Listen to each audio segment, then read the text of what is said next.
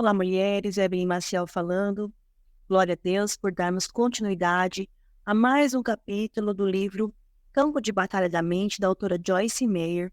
Vamos dar continuidade ao capítulo 15, a partir do item 4 da lista de coisas a fazer para que possamos fluir na mente de Cristo.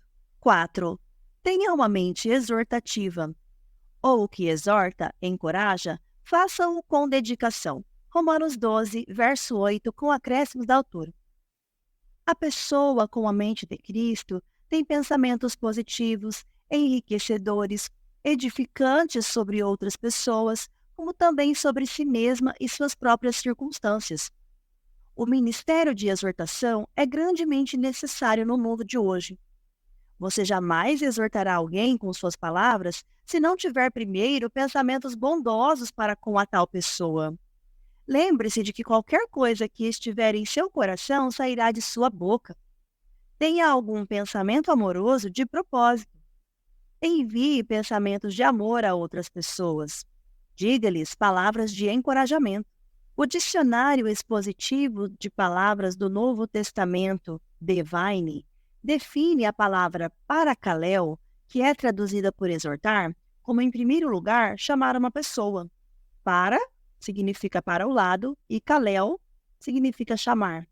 Admoestar, exortar, instar com alguém para buscar algum curso de conduta. Interpreto essa definição como caminhar junto com a pessoa, instando com ela para continuar perseguindo um modo de ação. O dom ministerial de exortação em Romanos 12, 8 pode prontamente ser visto naqueles que o têm. Eles estão sempre dizendo alguma coisa encorajadora ou edificante para todos, alguma coisa que faz os outros se sentirem bem e os encoraja a continuar. Nem todos nós podemos ter o dom ministerial de exortação, mas qualquer um pode aprender a ser encorajador. A regra simples é: se não é bom, então não pense ou diga. Todos já têm problemas suficientes. Não precisamos contribuir para seus problemas derrubando-os. Deveríamos edificar uns aos outros em amor. Efésios 4, 29. Não se esqueça, o amor sempre acredita no melhor de cada um. 1 Coríntios 13, 7. Quando você começa a ter pensamentos amorosos sobre as pessoas, você as encontrará comportando-se de forma mais amorosa. Pensamentos e palavras são recipientes ou armas para carregar poder criativo ou destrutivo.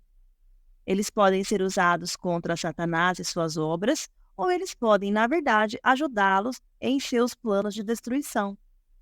Vamos dizer que você tenha um filho com alguns problemas de comportamento e definitivamente precisa mudar. Você ora por ele e pede a Deus que trabalhe na vida dele, fazendo o que quer que seja necessário. Agora, o que você faz com seus pensamentos e palavras no que diz respeito a essa criança durante o período de espera? Muitas pessoas jamais veem a resposta às suas orações porque elas anulam o que pediram com seus pensamentos e palavras antes mesmo que Deus tenha tido a chance de trabalhar por elas. Nós não estamos andando na palavra se nossos pensamentos são opostos ao que ela diz. Nós não estamos andando na palavra se não estamos pensando na palavra. Quando você ora por alguém, alinhe seus pensamentos e palavras com o que você orou e começará a haver um avanço. Não estou sugerindo que você perca o equilíbrio. Se seu filho tem algum problema de comportamento na escola e um amigo lhe pergunta como ele está se saindo, o que você deveria fazer se na verdade nenhuma modificação aconteceu? Você pode dizer: bem, ainda não vimos um avanço, mas creio que Deus está trabalhando e que esta criança é uma fonte de influência para o Senhor. Nós haveremos mudar de glória em glória, pouco a pouco, um dia de cada vez. 5. Desenvolva uma mente agradecida. Entrai por suas portas com ações de graça e ofertas de agradecimento, e nos seus átrios com hinos de louvor. Sede agradecidos, rendei-lhe graças e bendizei-lhe o nome. Salmo 100, verso 4, com acréscimos da autora. Uma pessoa fluindo na mente de Cristo encontrará seus pensamentos cheios de louvor e ações de graças. Muitas portas são abertas ao inimigo por meio da queixa. Algumas pessoas são fisicamente doentes e têm vida fraca e sem poder por causa dessa doença chamada queixa, que ataca os pensamentos e as conversas das pessoas. Uma vida poderosa não pode ser vivida sem ações de graças. A Bíblia nos instrui repetidamente no princípio da ação de graças. Queixar-se em pensamento ou palavra é um princípio de morte, mas ser agradecido e mostrar isso é um princípio de vida. Se uma pessoa não tem um coração, mente agradecido, a ação de graças não sairá da sua boca. Quando formos agradecidos, diremos que somos. Seja agradecido em todos os momentos.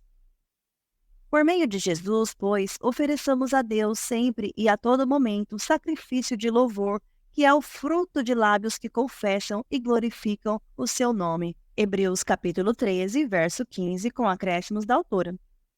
Quando oferecemos ações de graças? A todo momento, em cada situação, em todas as coisas. E assim fazendo, entramos na vida vitoriosa na qual o diabo não pode nos controlar. Como ele poderá nos controlar se formos alegres e agradecidos, independentemente de como as circunstâncias estão?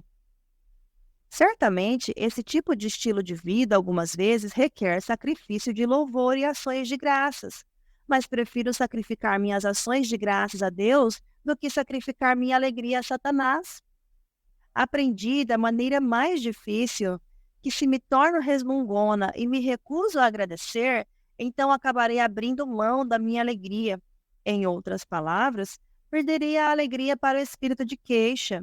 No Salmo 34, verso 1, o salmista diz: Bendirei o Senhor em todo o tempo, o seu louvor estará sempre nos meus lábios. Como podemos ser uma bênção para o Senhor? Deixando o seu louvor estar continuamente em nossos pensamentos e em nossos lábios. Seja uma pessoa agradecida, cheia de gratidão, não apenas em relação a Deus, mas também em relação às pessoas. Quando alguém faça uma coisa boa para você, deixe-o saber que você apreciou a atitude dele. Mostre apreciação em sua família, entre os vários membros. Muito frequentemente, tomamos como de direito as coisas com as quais Deus tem nos abençoado. Uma forma certa de perder alguma coisa é não apreciá-la. Prezo meu marido. Nós estamos casados por um longo tempo, mas ainda digo que o prezo. Ele é um homem muito paciente de muitas formas e tem muitas outras qualidades. Sei que deixar que as pessoas saibam que nós as apreciamos, mesmo mencionando especificamente certas coisas pelas quais somos agradecidos, ajuda a construir e a manter bons relacionamentos. Trabalho com muitas pessoas e ainda continuo a me surpreender como algumas delas são tão agradecidas por cada pequena coisa que é feita por elas, enquanto outras nunca estão satisfeitas, a despeito do quanto é feito por elas. Creio que o orgulho tem alguma coisa a ver com esse problema. Algumas pessoas são tão cheias de si próprias que não importa quantos outros fazem por ela, pensam que merecem não apenas aquilo, mas muito mais. Elas raramente expressam apreciação. Expressar apreciação é bom não apenas para outra pessoa, mas é bom para nós, porque libera a alegria em nós. Medite diariamente em todas as coisas pelas quais você deve ser agradecido. Relate-as detalhadamente ao Senhor em oração, e à medida que fizer isso, você descobrirá seu coração se enchendo de vida e luz. Sempre agradeça por tudo. E não vos embriagueis com o vinho, no qual há dissolução, mas estimulai-vos e enchei-vos do Espírito Santo. Falando entre vós, a versão King James diz, falando com vós mesmos, com salmos, entoando com vozes e instrumentos e louvando de coração ao Senhor com hinos e cânticos espirituais, dando sempre graças por tudo a nosso Deus Pai, em nome de nosso Senhor Jesus Cristo. Efésios 5, do 18 ao 20, com acréscimos da autora. Que poderoso conjunto de versículos! Como podemos ficar cheios do Espírito Santo? Falando com nós mesmos, por meio dos nossos pensamentos, ou com os outros, por meio das nossas palavras, em salmos e hinos e cânticos espirituais.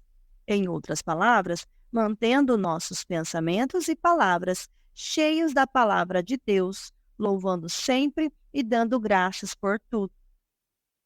6. Tenha a mente da palavra. Também não tendes a sua palavra, seus pensamentos permanentes em vós, porque não credes e sois devotados e confiam e dependem naquele a quem ele enviou. É por isso que não guardais a sua mensagem viva em vós, porque vós não credes no mensageiro que ele vos enviou. João 5, verso 38, com acréscimos da autora. A palavra de Deus são os seus pensamentos escritos em papel para nosso estudo e consideração. Sua palavra é como ele pensa sobre cada situação e sobre cada assunto. Em João 5, verso 38, Jesus estava criticando severamente alguns descrentes. Vemos nessa tradução que a palavra de Deus é a expressão de seus pensamentos e que as pessoas que querem crer e experimentar todos os bons resultados de crer devem permitir que a palavra dele seja uma mensagem viva no coração delas. Consegue-se isso pela meditação na palavra de Deus. Os pensamentos dele podem se tornar nossos pensamentos, a única forma de desenvolver a mente de Cristo em nós.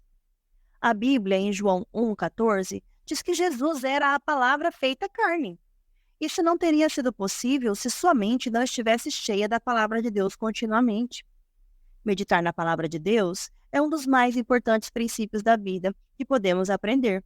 O dicionário expositivo das palavras do Novo Testamento, Divine, define as duas palavras gregas traduzidas como meditar da seguinte maneira: cuidar, atender, praticar, ser diligente em, praticar no sentido principal da palavra; refletir, imaginar, premeditar; e outra fonte acrescenta sussurrar ou murmurar à definição.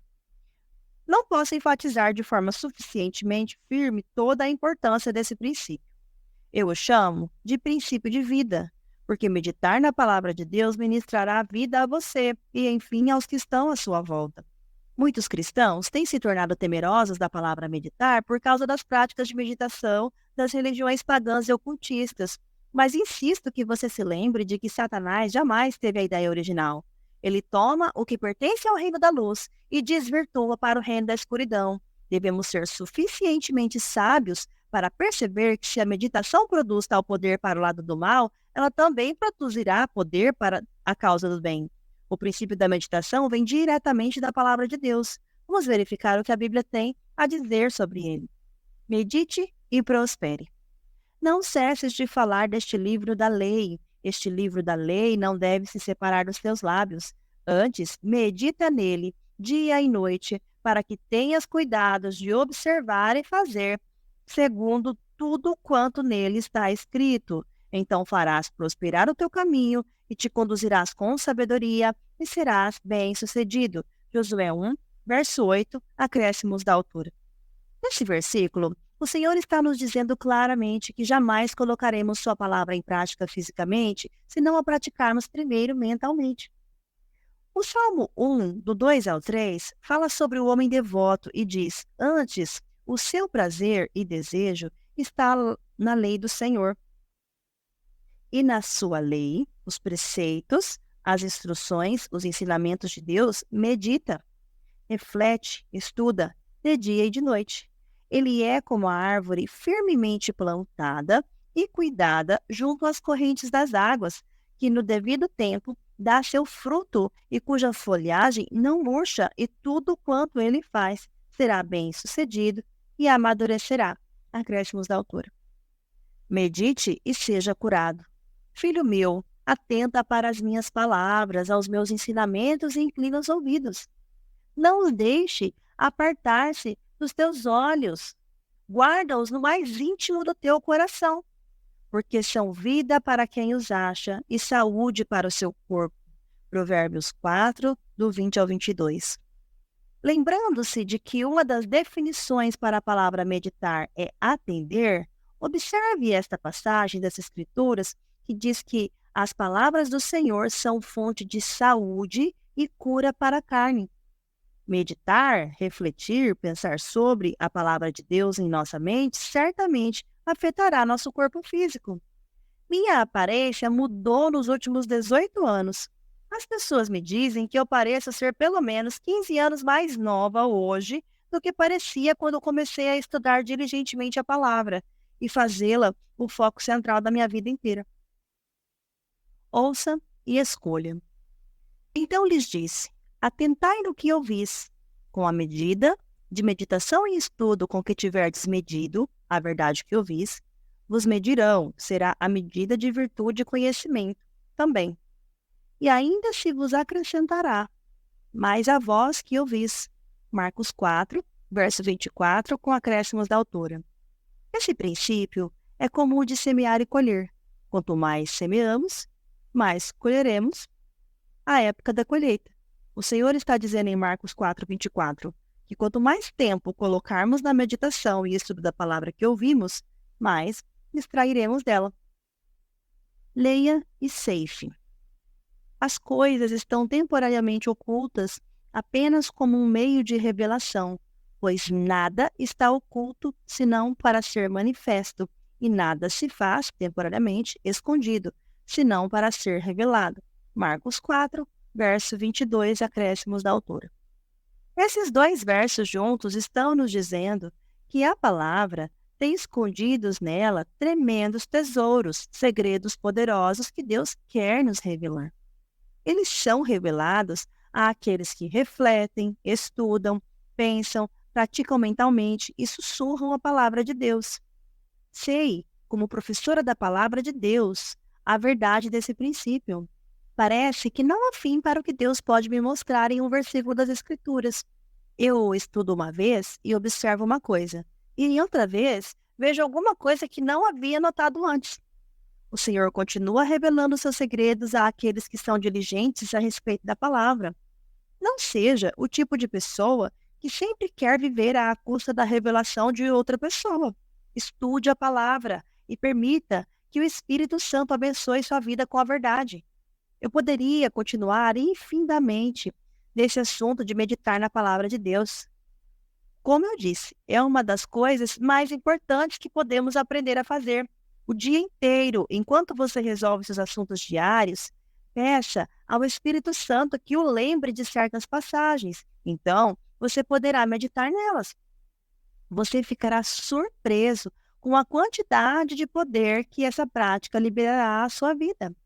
Quanto mais você meditar na palavra de Deus, mais você será capaz de extrair da sua força em tempos de dificuldade. Lembre-se, o poder para praticar a palavra de Deus vem da prática de meditar nela. Receba e acolha a palavra. Portanto, despojando-vos de toda impureza e acúmulo de maldade, acolhei com mansidão, simplicidade, modéstia, a palavra em vós implantada e enraizada em vossos corações, a qual é poderosa para salvar a vossa alma. Tiago capítulo 1, verso 21, com acréscimos da autora. Vemos nessa passagem que a palavra tem o poder de nos salvar de uma vida de pecado, mas apenas se a recebermos e a acolhermos, a implantarmos e a enraizarmos em nossos corações e mentes. Essa implantação e esse enraizamento ocorrem mediante a observação da palavra de Deus, tendo-a em nossa mente mais do que qualquer outra coisa. Se meditarmos em nossos problemas todo o tempo, nos enraizaremos neles mais profundamente. Se meditarmos no que está errado conosco ou com os outros, nos tornaremos mais profundamente convencidos do problema e jamais veremos a solução. É como se houvesse um oceano de vida à nossa disposição e o instrumento que nos é dado para movê-lo é o estudo diligente e a meditação na palavra de Deus. Escolha a vida. Porque o pendor da carne, a mente da carne, que é senso e razão sem o Espírito Santo, dá para a morte que consiste de todas as misérias advindas do pecado, tanto aqui quanto na vida futura, mas o do Espírito Santo para a vida e alma e paz, tanto aqui quanto na vida futura. Romanos 8, verso 6, acréscimos da autora. Chamar sua atenção outra vez para Filipenses 4:8 parece ser uma boa maneira de encerrar esta parte do livro. Finalmente, irmãos, tudo que é verdadeiro, tudo que é respeitável e digno de honra e decente, tudo que é justo, tudo que é puro, tudo que é amável, tudo que é de boa fama, agradável e gracioso. Se alguma virtude e excelência há, e se algum louvor existe, seja isso o que ocupe o vosso pensamento. Pensai, examinai cuidadosamente e considerai essas coisas, fixai vossas mentes nelas. Acréscimos da autora. A condição em que sua mente deveria estar é descrita nessa passagem. Você tem a mente de Cristo, comece a usá-la. Se ele não pensa em alguma coisa, você também não deverá pensar. É por meio dessa contínua vigilância aos seus pensamentos que você começa a levar todo pensamento cativo à obediência de Jesus Cristo, segundo a Coríntios 10, verso 5. O Espírito Santo é rápido em lembrar-lhe que se sua mente estiver começando a levá-la na direção errada. Então, a decisão é sua. Você fluirá na mente da carne ou na mente do Espírito? Uma conduz à morte e outra à vida. A escolha é sua. Escolha a vida. E assim nós finalizamos a leitura deste capítulo e eu aguardo você na parte 3 deste livro e nós daremos início a partir de agora. Que Deus te abençoe. Até o próximo capítulo.